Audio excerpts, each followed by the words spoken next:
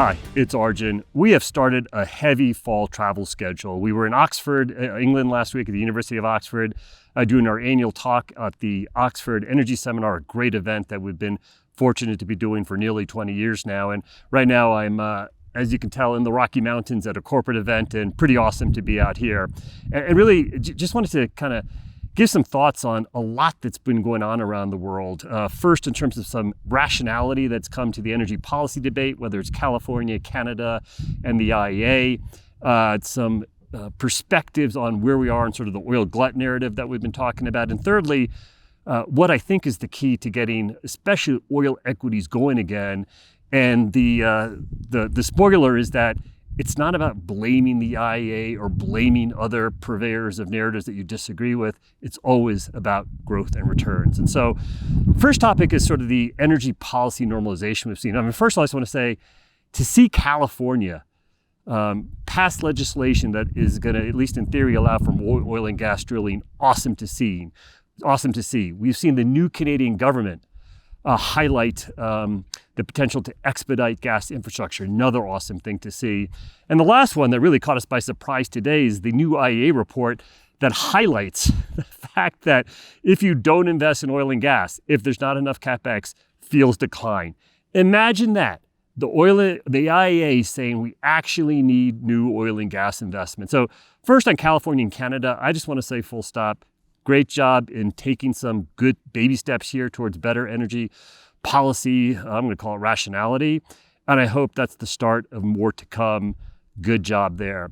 I think on the IEA, there's been a general challenge in terms of kind of deterioration, narrative capture, maybe ideological capture, and a lot of formerly great Western institutions. And I think the tricky part is when the views start shifting, are they simply shifting because the political winds have changed, or are they substantive? And I have not fully read this new report, so perhaps it's in there, and I will absolutely issue a correction if it is.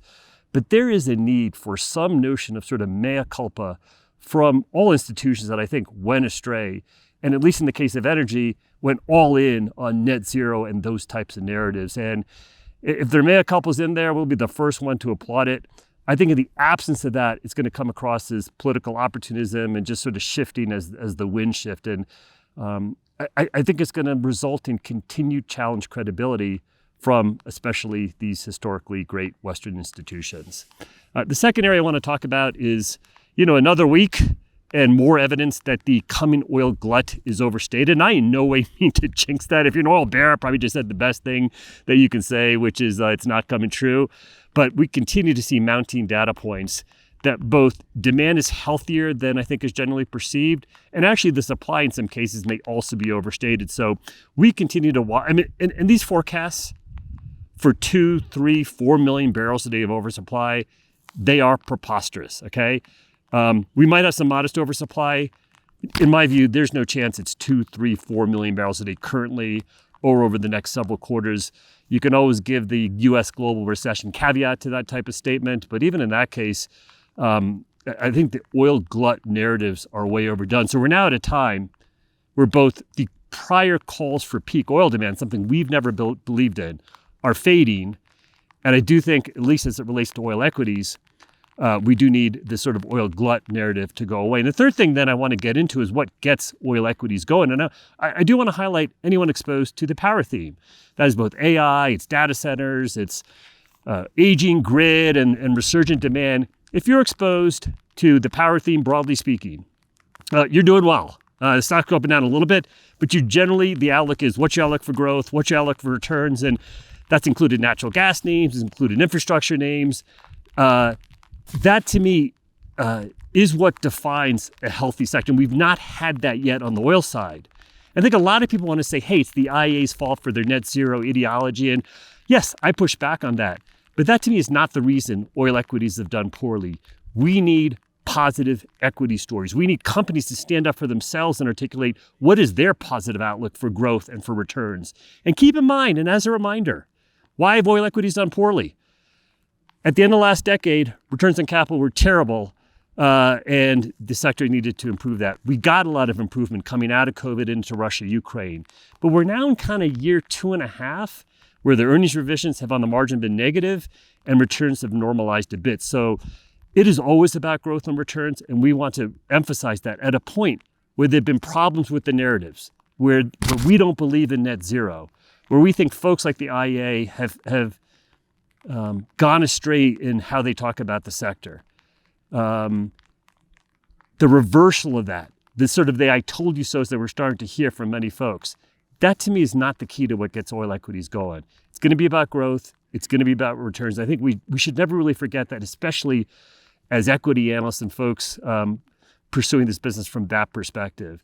It's very easy to be critical of some of these major forecasts, but keep in mind, the major oils all had similar long-term oil demand forecasts as the IEA's base case scenario, what I'm calling the world energy outlook scenario. You look at any of the public forecasts from the major oils, they're really no different.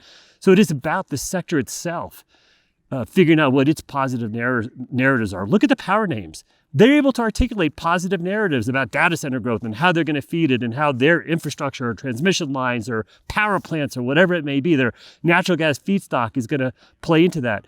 We need that in the oil sector. It's not enough for these narratives to kind of be debunked or go away. We need companies to stand up for themselves. I will end this video on a personal note. While I enjoy, of course, being on Substack, while I actually enjoy engaging on Twitter, I honestly don't really like LinkedIn. I find that to be actually a more toxic place than Twitter. I want to challenge that idea of we need to touch grass more often. And so I'm happy that this afternoon I actually went on a hike rather than just stayed logged on and, doom scrolled or something like that.